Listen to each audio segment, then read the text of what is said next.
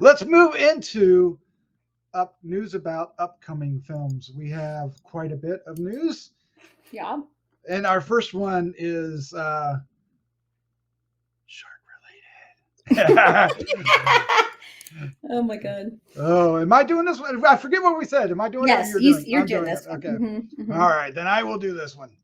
We shook up the order and I forgot. All right, so a film that is being it's being shopped around right now. It is from director Joachim Hedén and writer Nick Saltrese. And the cast includes Jack Parr, you might remember from Peaky Blinders, Kim Spearman, Erin Mullen, and Julian Sands. Anybody remember Julian Sands? Oh yeah, I do. But it is a shark movie. We love our shark movies here on the show. I don't know why Dave got so upset and left, but he'll come back, I presume. But the synopsis goes like this. A survival thriller follows 5 college friends who go scuba diving in a recently uncovered WWII shipwreck in the British Virgin Islands. Already, I like it. The Virgin Islands. That sounds cool. Yep. Where they find themselves trapped by great white sharks. So, sounds good to me. I'm on board. I'm an easy target. What do you think about this, Crystal? I love shark movies. I'm with you. Even if they're bad, they're still kind of good to me. So unless they're really bad, and there's been a few of those. But then sometimes they're still good. That might be true. Because then they're just silly and it's funny. I mean, one of my favorite scenes of all shark movies of all time, of course. And come on, Deep Blue Sea, obviously. Samuel L. Jackson's kill is like the epitome of silly and stupid. And it was one of the greatest cinematic moments ever. Never. Dave, do you like shark movies? I like good shark movies. We don't really get a lot of them now. I missed. I popped out there for a little bit. I missed what you were saying about this. But am I reading this right? Julian Sands is in this? Yeah, you are. Oh, there we go. Is he playing the shark by any chance? He's playing the shark. How'd you know? That'd be awesome. Yeah, I do like Julian Sands, so that would be enough for me to watch it right there. Yep.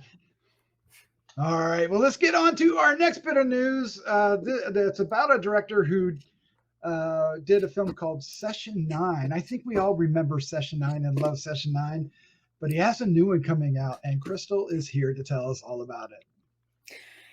Okay, so this movie is called Blood, and it's from the award-winning director who directed The Machinist, Brad Anderson, which I don't know if y'all have seen The Machinist, but it's amazing. I mean, Christian Bale is phenomenal in it and goes above and beyond. But that to me is like, wow, this to me seems like he's a very special sort of director, I think. I think this is going to be interesting. So it's written by Will Honley. Okay. And so basically it follows Jess, who is played by Michelle Monaghan, a nurse and mother recently separated from her husband, a name that you'll know if you watch horror movies and you've seen Scream, Skeet Ulrich, which I think he's great in everything he's been into recently. I'm so glad he's acting more. Yes. Who moves with her daughter, Skylar Morgan Jones. I'm not sure who the kids are. And young son, Owen. Finlay, I'm going to be Doc for a second. Oh, you're going to dock it up? Wojtak-Hissong. Yeah, that was really bad. Back into her old farmhouse. Shortly after settling in, Owen's dog escapes into the woods and returns days later. Blood-soaked and rabid. No. When he attacks and bites Owen, the resulting infection from the bite grows more alarming by the day as Owen's behavior becomes frightening and deadly. As he spirals deeper into the depths of his illness, Jess discovers a disturbing cure, which makes her question how far she's willing to go to keep her child alive. So it sounds interesting. I mean, what sort of cure? Is it going to be really far-fetched? Because what sort of cure is it really going to be? I mean, sort of killing the dog or, doing something with the dog, that makes more sense. I mean, I don't know. I mean, it could be really crazy. And Could it be vampire related? oh my God, I didn't even consider that. But then, Well, and now you just kind of messed me up right there. I'm like, I didn't even think about that. I was like, because maybe he goes out and bites people. And well, I'm assuming that's why, because he's starting to change. So I'm assuming he's becoming like, rabid or whatever this disease is. So that could be interesting. So, we've been having a lot of vampire movies coming out too. So they're becoming hot again. So that could be exciting. I mean, I'm interested. I'm not really into the child vampire kind of stuff. It kind of turns me off, but who knows? This could be, or it could be zombie. Could be. Could have to feed him brains, but it's called blood. So blood. So blood makes sense. How did I miss that? Normally, I'm looking for that stuff. I think you got it. Yeah. Dave, what do you think? If is Brad Anderson doing a vampire movie? It could be. Brad Anderson needs. He's been working in TV a lot. Have you guys watched Devil in Ohio yet? Yes. Yeah. He's involved in that, which is a really interesting. I guess it'd be a miniseries, right? For lack of a better thing to call it. I mean, it's basically a miniseries. But he's done a lot of TV work lately. He hasn't. He's kind of long in between with his films. I mean, Machinist was what? I mean, my God, The Machinist was. Yeah, it's been years. 20 years ago almost. Yeah. Session 9 was just a couple of years before that. So he needs he needs a big moneymaker. Yeah, his last film was Fractured in 2019. Yeah, I remember The Vanishing on 7th Street, which I had high hopes for and ended up going nowhere. But I thought the premise was good, but it didn't do much. But he's done a lot of stuff on Fringe, and he's done a lot of stuff on. I love Fringe. Yeah, The Killing. He was very involved in that. The Man in the High Castle. He's had an episode or two of those. So he's just been kind of working in TV. So I'm hoping for him to make a big film comeback here. Maybe this will be the one. I think this will be it. We'll make it the one. We'll champion it. Yes. We're not giving him a choice. That's what we're gonna do. Yay! All right.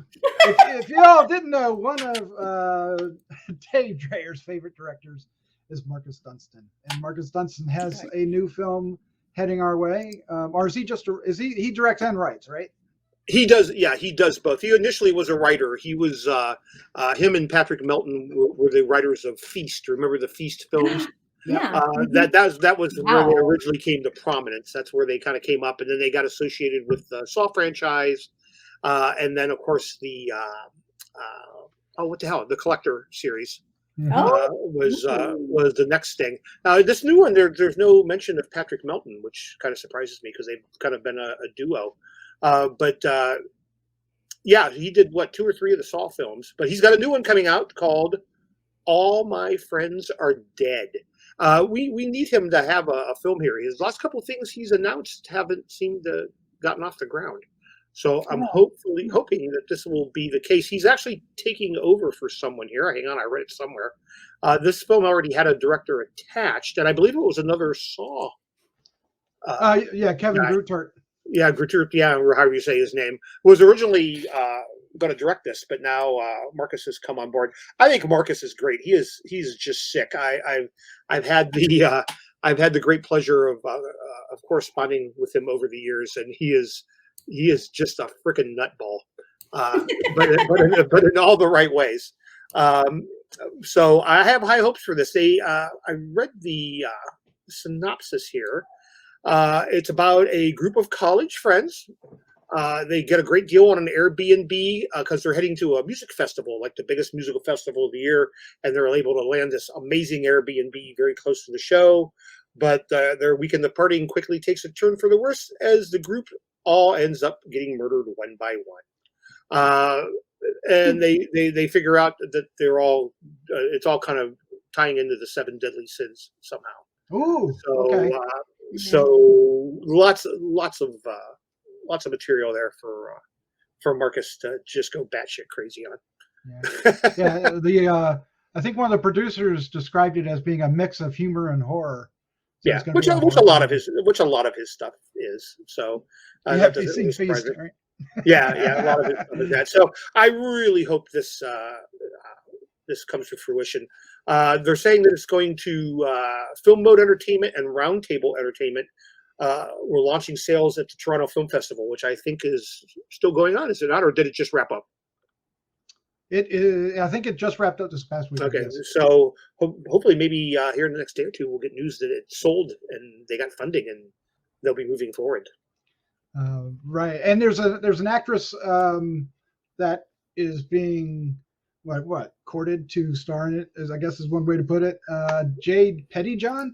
Yeah, I'm not familiar, but apparently she's in that Little Fires Everywhere, which is very popular, and also School of Rock.